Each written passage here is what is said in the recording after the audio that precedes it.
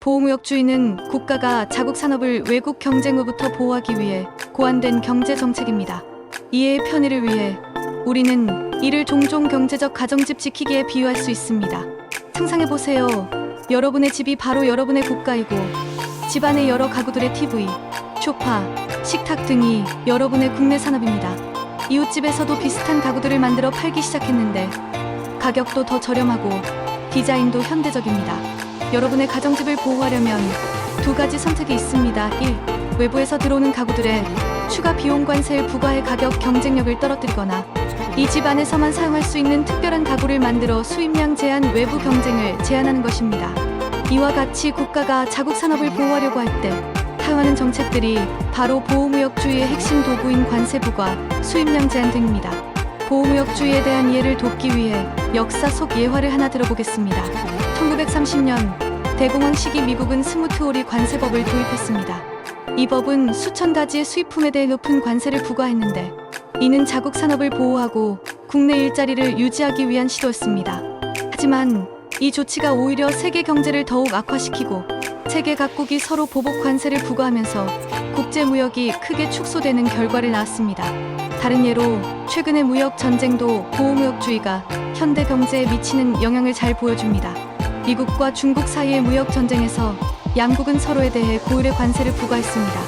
미국은 주로 중국 제품에 대한 보호무역 조치를 강화하려는 목적으로 중국에서 들어오는 수천억 달러 상당의 상품에 대해 관세를 부과했습니다. 중국 역시 대응으로 미국 제품에 높은 관세를 부과했습니다. 이러한 무역 전쟁은 유감스럽게도 두 나라 모두에게 손해를 안겼습니다. 비용 상승으로 인해 미국 내 소비자와 기업들이 부담을 느꼈고 중국의 수출 기업도 타격을 받았습니다. 결국 보호무역주의는 단기적으로는 특정 산업을 보호할 수 있지만 장기적으로는 국제 경제 관계의 불이익을 초래하고 전 세계 경제 성장에 장애를 일으킬 수 있다는 교훈을 줍니다.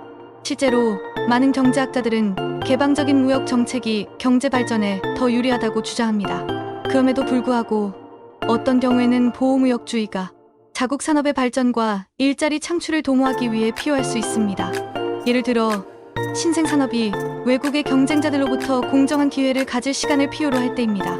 하지만 이러한 정책은 신중하게 사용되어야 하며 국제무역에서의 보복 조치나 장기적인 경제 성장 저해 가능성을 고려해야 합니다. 궁극적으로 보호무역주의와 자유무역 사이의 균형을 찾는 것이 중요하며 이는 각국의 경제적 이익과 국제경제 질서를 모두 고려한 결정을 필요로 합니다.